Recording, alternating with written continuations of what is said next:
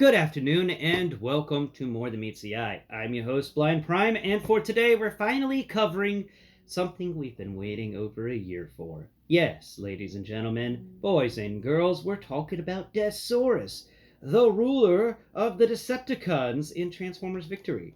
He is a monster of a Transformer, and I mean that in the sense of he does a lot of bad things and he's really big. Look at him, he's huge. His head can move around too. It's pretty good. Though it's really stiff. It's a stiff joint.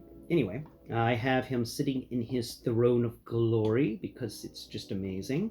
Um, there are a couple of issues with the throne of glory here. Number one, this living metal cannon is difficult to put in there. So we're going to go over the accessories as we remove them from him, and then we'll pull him up out of his chair to really talk about him. So let's just have a little more chance for me to be face to face with you. I'm going to slide him over to the side just a bit. We have Victory-Saber standing over here to the other side. There's a Victory-Saber. And before we really get into this living metal cannon, let's go ahead and put these two next to each other. Now I'll start this off by talking about the stand here. I do like the stand's texture, how it's a bunch of, it feels like, the deck of a ship, or maybe a floor in a Cybertronian city, like for his throne room. But where Victory-Saber here has amazing textures on its flight stand with the Victory logo, and you got the wonderful Autobot symbol that's been, just etched in there. It's beautiful. This one doesn't have that. I would like at least a Decepticon. I would have liked at least a Decepticon symbol in the floor plan itself. I mean, there's one in the chair, and that's really cool, but I just wanted to make that, mention that the stand for Deathsaurus is very large in comparison to Victory-Sabers, and but the stand for Deathsaurus is also a little annoying, because, one, it's very large, and two, it doesn't have a Decepticon logo etched into it, which is sad. So let's slide Victory-Saber away for now, and we're going to bring him back when we're ready to talk about him and do the comparison stuff. Let's slide Deathsaurus over there. Let's talk about Living Metal Cannon first. Now, I don't know anything about this show, so first question I have is, what's up with these weird claws on the cannon? Why do they exist? I didn't even know these things were there. Like I said in the box opening, I had no idea what I was getting. I just went with the fact that it was Deathsaurus, and it was a opponent to Victory-Saber. And I'm like, well, I already got Victory-Saber, so I'll get Deathsaurus to add to it. But I only could go by what people said online and the way they described it online. And, not everybody thinks to describe things for the blind, and that's understandable. So I didn't know what I was buying. And if you're wondering why I was freaking out so much about timelines and stuff like that, that's because I had no idea what I was buying, and I was getting really scared. I didn't know what I was getting. I purchased a blind box. And then I had to sit patiently and wait and wonder, did I waste my money or not? Now, I don't think I wasted my money with Deathsaurus here. And the only difficulty with this guy is this freaking living metal cannon. It's got a darn handle in here that refuses to come out. This handle is super annoying. You gotta kind of just... see, it locks, so it only opens in an A-frame mode because of the way it's built. So you gotta twist it and turn it, and then you gotta try and open it. But you also got to open it in such a way that this stupid handle comes out. And this handle is the bane of my existence, I swear. It never wants to come out. And I don't have my handy dandy pokey stick on me today. Look, believe me when I tell you there's a handle in there. Please, believe me. There is one in there. It just doesn't ever want to come out. And they didn't make any easy ways to get that handle out. That's very stiff.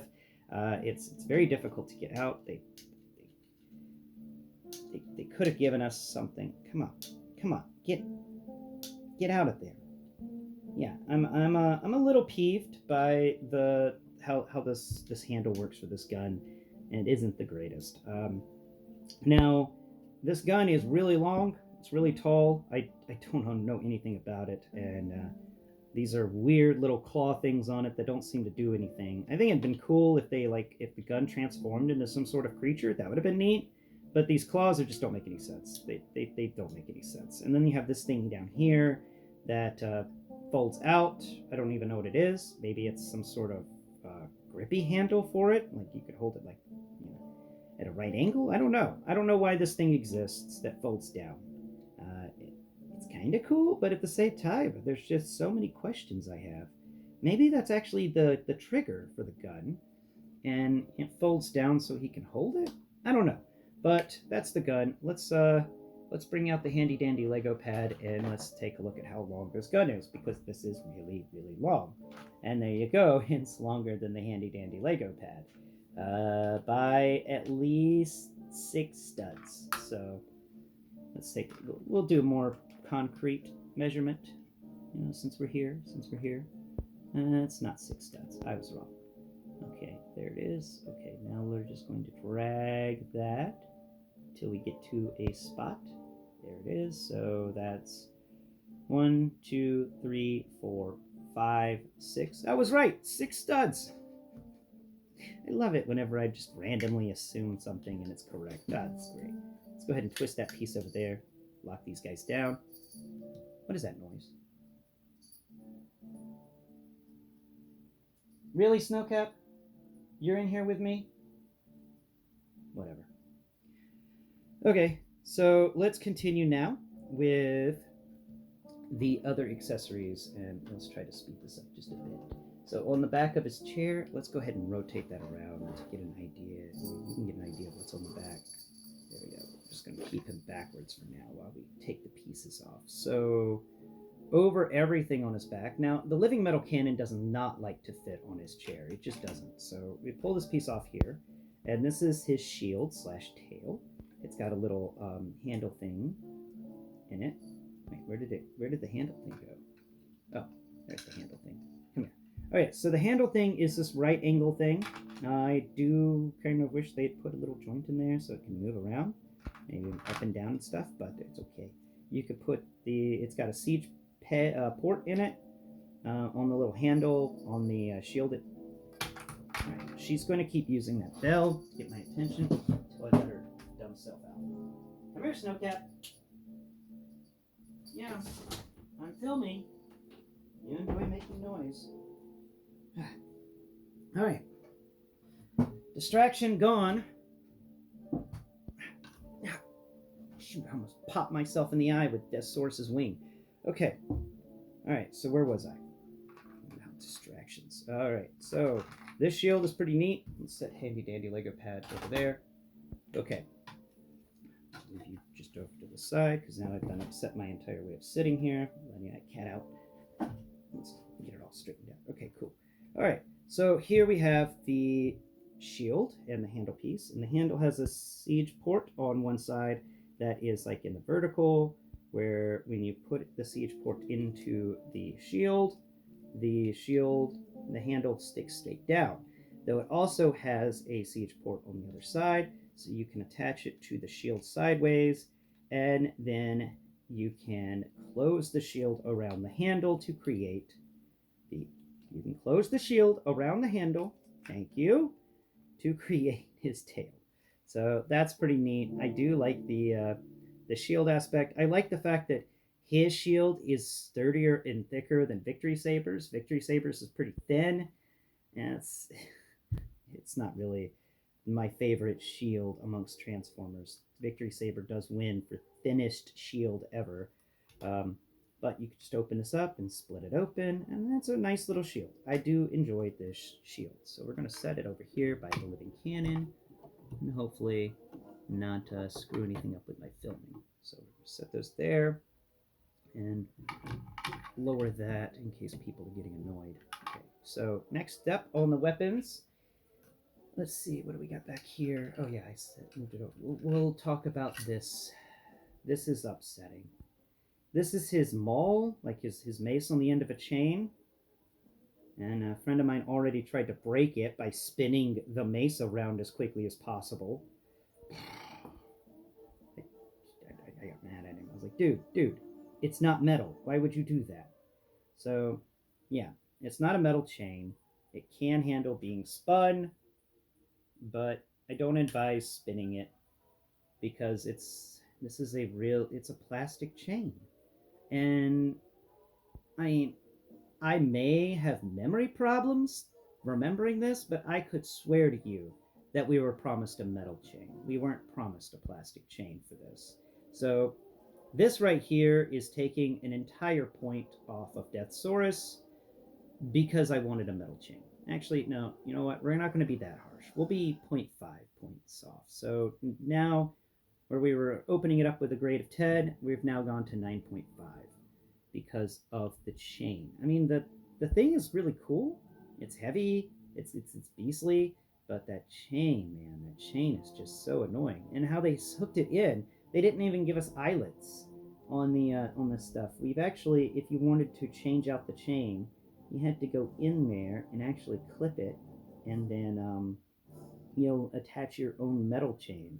And the way they did this is 3D printed. I could tell by how the plastic feels, and then somebody took the time to break all the little connections in the 3D printed chain. Somebody decided in Hasbro to cut some corners and not make it cost as much as they told us it was going to cost them to make. And I consider that a little false advertising. Now moving on, and let's see what else we got back here. Okay, we've got his giant sword, and we've got something else. Yeah, here's the arrow. So he's got an arrow that goes with his breastmasters, and we're going to talk about those. But the arrow's got these two little connector points on it. They're little rectangles, and on the back here of this chair, on the left-hand side of the chair, like if you're staring at the chair, it's going to be on the left, there are two of these rectangular slots that move straight down the chair. There's one there, and then if you drag your fingers down, there's another one somewhere. Anyway, so just there it is. So it's over here all the way on the edge. Oh yeah, you just attach the arrow to that spot, and then you ignore the arrow because the arrow is only usable in one specific situation, and then it's really hard to get back into that spot there. So we're going to set the arrow down here. There we go. Arrows amongst the shield, the maul, and the living metal cannon. Next up on his accessories that he came with, we've got his really cool sword. Now, this guy's sword is a beast, to be certain. Let's make sure there's no more accessories. I don't think there's any more accessories on his back. No. So the sword here is pretty cool. It is one giant scimitar, like huge. The Lego pad, let's bring out handy dandy Lego pad for this. And we've got a sword that goes from the bottom to the top, and it's easier just to count the studs it doesn't hit. So there it is. 1, 2, 3, 4. Okay, so that makes this 28 studs long. This is one big weapon. At its widest point at the hilt area, it's more than 8 studs. No, I'd say it's 5, 6 studs across. My bad. I don't know what happened to half of my measurement stick there, but whatever. All right. Setting the sword down over here, let's talk about another accessory he comes with, and that's the chair. So let's go ahead and get him out of the chair to talk about the chair. So let's pick you up. Now to get him out of the chair, he actually locks in pretty well. So you just kind of got to pick him up and pull him out. There it goes. And to get him in the chair, you just sort of push him in, and then you slide it in. There it goes. Nope, that wasn't it. He does lock in there, I swear to you. There it goes. Nice and locked. Then you can just kind of pick him up and slide him out. So that is how he gets in and out of his chair. Crap. Tiger chest, you're not supposed to fall out yet. We are not ready for you. Okay. Some people talk about, I think I got a little QC problem with my tiger chest because tiger chest does not lock in properly and he just pops out all the time. It reminds me a lot of the face mask that came with my Jetfire that doesn't lock into place and pops out all the time. I just have that luck. I just have that luck whenever it comes to these things. Oh, no. Okay. Turn your legs like that. Excellent. Now stand over here and do not fall. I will be upset at you if you fall. All right. Let's talk about this chair. I want to talk about this chair. I really do. Because this chair is excellent. Now we got another chair, and I'll do a little short video where I compare Decepticon thrones, because we got one with the Emperor Starscream or King Starscream or whatever from Studio Series 86 line. Coronation Starscream, that's it. It came with a nice chair. This chair, though, is much better. It's got sort of a red velvet texture to it. It's a poofy chair. Like, you can feel it's got a lot of stuffing in it. Like, he sits in a very comfy chair. Even though he's a robot and really doesn't need this comfort, he has this comfort just to show people how powerful he is. He, it's like a rug that he's thrown over this chair, and all the textures and the fabric folds in this. It's really good. It's really well done. And then down here you have the thing the chair's based on, which feels like it's just a lot of molten metal or something. I don't know. The texture for the underside of this chair is weird. It feels like it may be rock, or maybe it's a bunch of pieces of metal that got welded together. I don't know. But this chair is really excellent, and judging by the Lego pad here, this chair is tall. Let's see how tall this chair is. You put it, the Lego pad. Don't you fight me. Okay. There we go. Right there. All right. This chair is 30 studs tall, according to the Lego pad. Now, at the very top of the chair, we have Eagle Chest. Yeah, Eagle Chest. Now, Eagle Chest is neat because he's got these little feet, and in the bottoms of the feet, there's these little holes. And then at the top, you've got these two pegs. They're hidden amongst right behind the Decepticon symbol on either side, straddling the Decepticon symbol. There's a peg behind that top spoke on the left and the right of the Decepticon symbol. It's just hidden there, and it feels more like a blast effect piece where you can plug an effect in than it does anything else. But Chest Eagle here fits in it. So that's pretty cool. Now let's go ahead and remove the chair from this piece, because the chair can just come out. It's a heavy thing. It's back heavy like crazy. So if you've taken this chair out of the stand, be aware.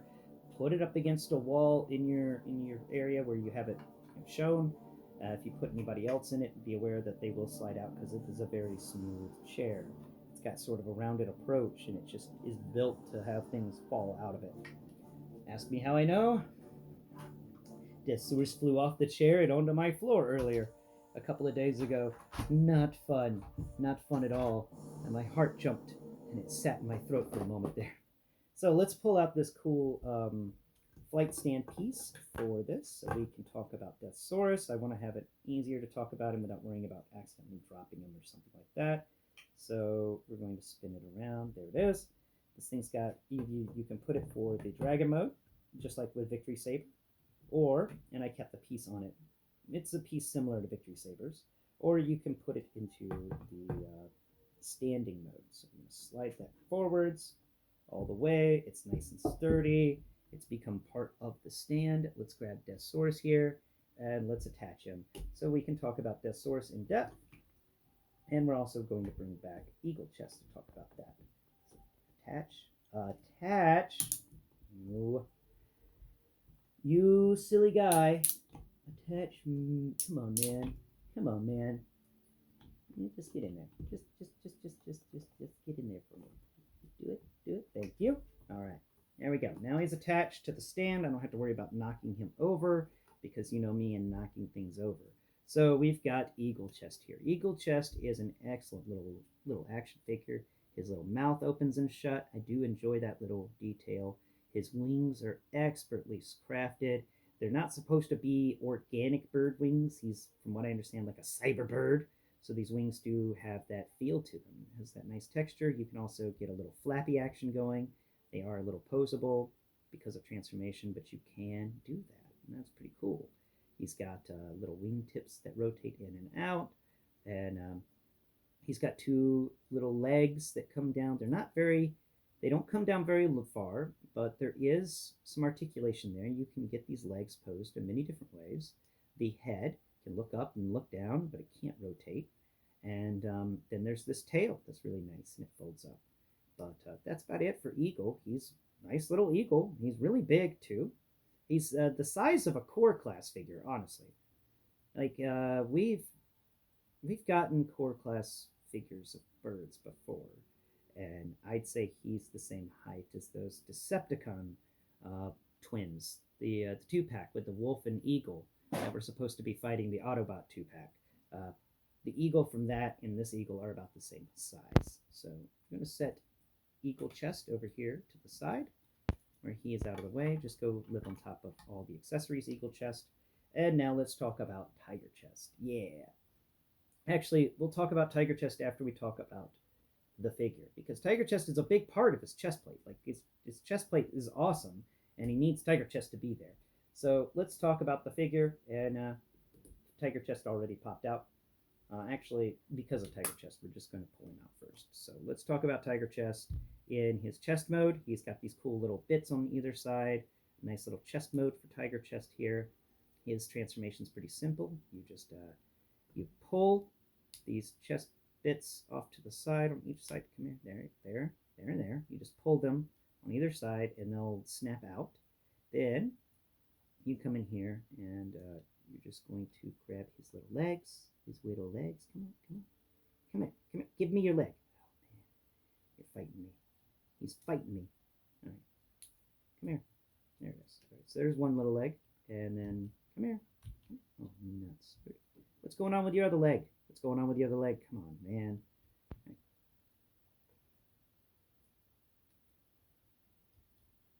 Yeah. Okay. There. I got one leg up. Now I got the other leg up. There it goes. Okay. Now I got that leg forwards. I need to get this leg out. Come here.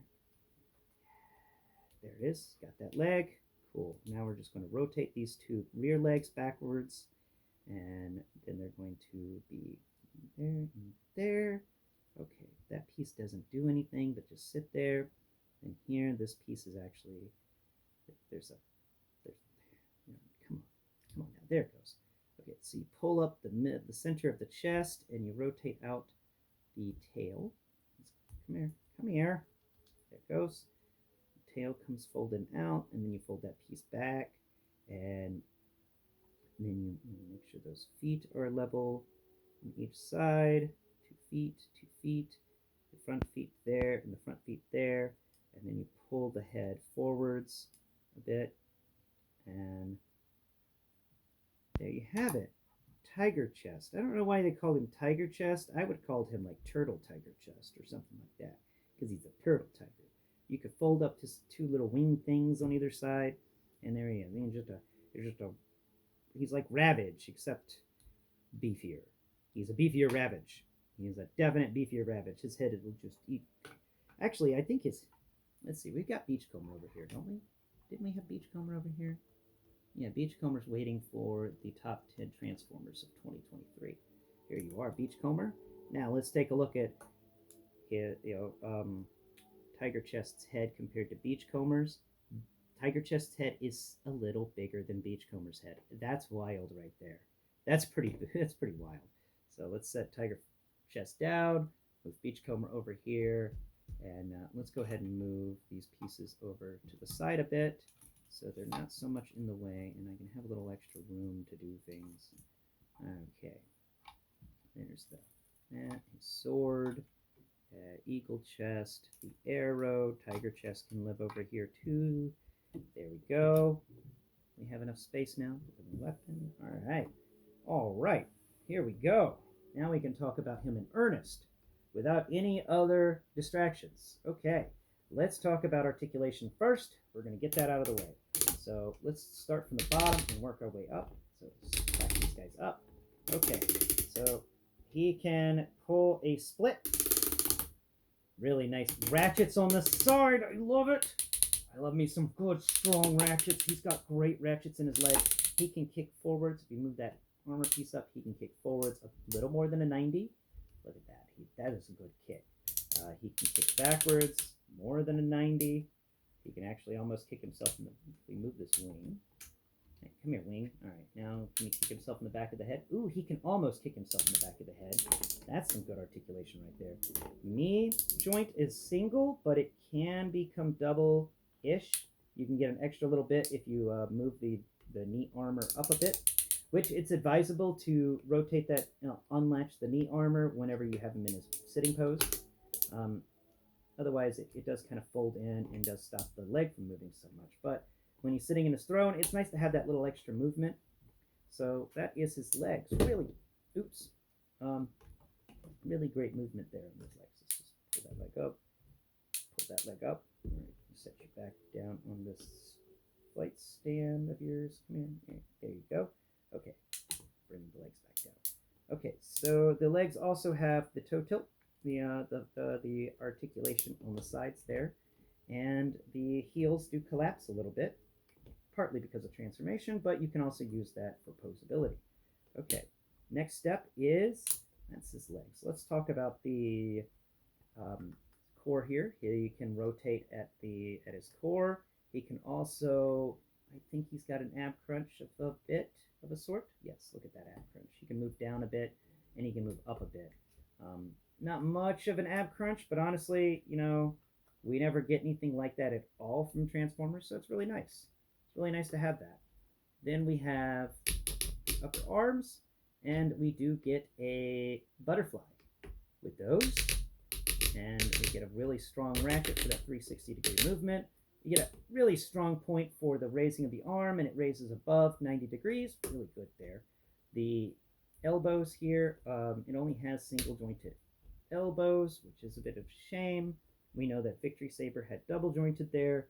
Then we have his hands, and they close and open. He's got two fingers stuck together, so he gets these little things where he can actually. No, really? There it goes. Okay, so you have to actually force it to get two of the fingers to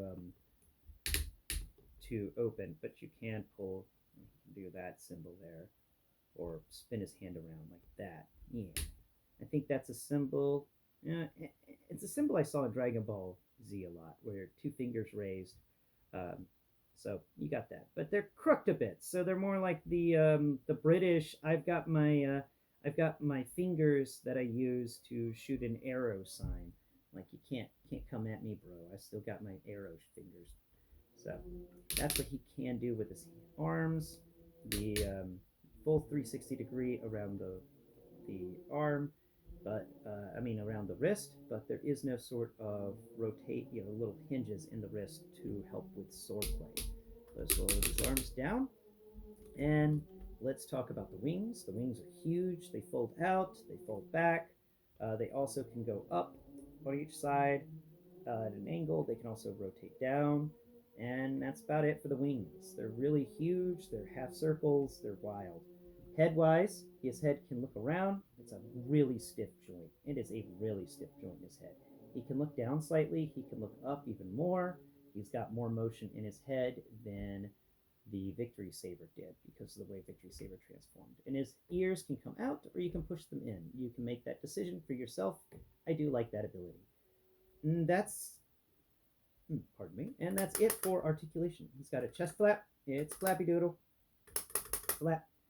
It would have been cool if we had gotten like a button for that, like we did with the others. But if you want some help getting into that chest area, let's turn around to the back. We've got his chicken head folded down here. Rotate the chicken head up. There's a hole in his back that you can use to put your finger in there to shove out the chest tiger or chest eagle if any of them get stuck. They plan for that, and that's the chicken head, the chicken dragon head that folds down nicely across his back, sort of like Grimlock has. This guy's supposed to be a remake of. He was originally going to just be a heavy retool of the Grimlock, and in a lot of his transformation features, I see that. I can see how they could make Grimlock, this guy into Grimlock, or Grimlock into this guy. It is the transformation sequences are very close to how Grimlock works. Now let's get into the sculpt work on him, because I know that's what, if you're watching my channel, that's what you really care about, and the sculpt work here is excellent. And I'm going to showcase a few things you can do with this figure. Now, he's got these fun vents that run up his shoulders on either side, and they crest at the peak of his shoulder. It's really cool. He's got some nice little textures at the front of his shoulders and at the back of his shoulders. His arms, even this part that doesn't have the regular Transformer armor stuff, it's really sturdy feeling. They put some textures in there to be like, heavy hinges and stuff like that. I like that. That is industrial. That is bulky, and this guy needed it. Arm wise, his arms feel like really heavy duty armor surrounding his arm. He's got some other nice textures on the side. They've got different layers of textures. Like there's a part that goes, but then there's you can drop down to other sections, and it further drops down even more, and it's all vent like. That's really nice. I love his forearms. They're really well done. The feet, I don't like the fact that there's some waffling in this area here, or the bottom of the, because on the bottom of his hand he's got the bottom of his chicken feet. But the most part of this is really nice, and I like the fact that there is a port there to put something. That's really good. And it's also a forearm port, which is nice to have. The hands have some decent sculpt work to them, but nothing to write home about. Now, we're going to come up here to the chest. The chest is pretty plain with the flappy doodle just there, but it does have some textures to it. It isn't just a blank piece of plastic that flaps down. They actually went ahead and sculpted it, which is really nice. I appreciate that, Transformers engineering team. He fell off of his stand again. He does not like staying on his stand, as well as the Victory-Saber enjoys staying on his stand, which is a negative on him. Face-wise, we've got a wonderful face in there, just epic. I like the this helmet piece that comes to a point. It reminds me of the crazy bird helmets that I forget the anime, but they had these crazy bird helmets. It was just like the top half of a bird's face that would go over theirs, but the underside was nothing. So I was like, that sucks as a spacesuit. And it works for him because he's a robot. And that's a really nice face. I like it. And I like how just menacing this head is. And this head is huge. It is a big head. Where is my beachcomber? I'll give you another comparison. Beachcomber. Beachcomber. Didn't I put you off over here to the side somewhere? Here you are. Okay, so beachcomber here. His head. Whoa. Just, whoa. That's a big difference in heads. Beachcomber's so small. Let's put beachcomber down here. Just look how small Beachcomber is next to this guy. It's wild. Oh, this is a big Transformer. This is a big dude, and I am enjoying having him in my collection. I really am. Set Beachcomber off over here to the side. Hopefully he doesn't fall, but he probably will because reasons. There it goes. Okay, so that's the front of him. Coming down here to the legs, we've got it's got this skirt piece that folds down. Individual skirt pieces, love it. I'm so done with the Transformers team giving us two skirt pieces that are actually connected, so it's just one skirt piece. So each of these pieces can raise up individually. The other one, excellent there, love it. I also like the fact that, it's that nice, groin armor there. Come over here to the thighs, and what is this? That's a huge vent action going on both of these thighs. You turn it to the side, there's even more thigh road. Just wow, wow. They heard me. They heard me. They heard me complaining that the thighs, even the back of the thighs, has got some textures. They got vent action going on in the back of the thighs. They heard me. They heard me complaining that they never articulate. Not articulate. They never sculpt the thighs. The thighs are always blank. They didn't do it here. They went ahead and sculpted the thighs, and that's wonderful. I love it. Coming down here, you get these really nice knee pads that pop up. They're excellent, huge. And then you've got these wonderful legs, just sturdy and thick. They've got some vent action going on the rear of the leg. On the front, you've got some really nice clean armor with some vents coming up right below the feet. And then on the sides, it's just all smooth with interlocking metal plates. And then this really big circle thing in the center here that's just, yeah, it works. It works. I don't even know what that's for, but it works. And now something that I mentioned last year when we were talking about Victory-Saber, and I'll mention it again here. The guy who drew all of this was the individual who also worked on the original Gundam series. That's why Victory-Saber looks so much like a Gundam, and that's why this guy's, for instance, his legs feel so much, similar to what not a gook, but a Gelgook. It feels like what a Gelgoog's legs would feel like. Similar to them, different but similar. They're big, they're bulky. These are a bit more rectangular than the Gelgoog would be. The Gelgoog was more of a rounded guy on the legs, but it's still I can find the similarities to a Zeonic mobile suit in Deathsaurus, and that's pretty cool. I like that. I really do. I really do. So let's go ahead and pull him off. Oh yeah, his feet also has some nice textures to them as well. So let's go ahead and pull him off of the stand because we're really done talking about him. Now you don't want to come off your stand. Set the stand over there, out of the way. Let's go ahead and straighten you up. And then we'll do a final comparison with him and Victory-Saber before I let you go for the day. This is definitely an amazing action figure. I love his posability. I just enjoy him a lot. Now let's grab Victory-Saber here. I've got him hooked up with Victory Leo.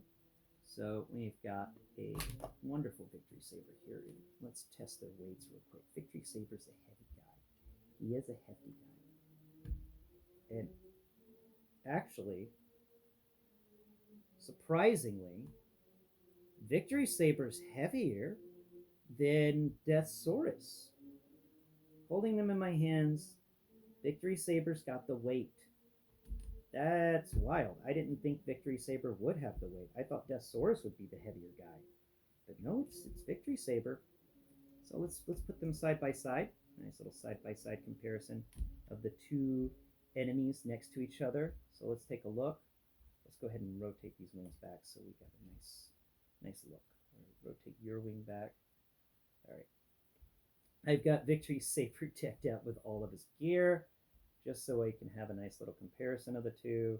And wow, just wow. Their shoulders are on the same plane. Their heads, seems like Victory-Saber's head may be taller. Ooh, it does feel like it's slightly taller, but no, let's see. I don't think it is. I think they may actually, it may be the little antenna on Victory-Saber's head that is taller. But Victory-Saber and Deathsaurus here seem to be at the same height. Now, Star-Saber is going to be shorter than Deathsaurus, but Victory-Saber is the height of Deathsaurus. They did a good job of that. Put them back to back.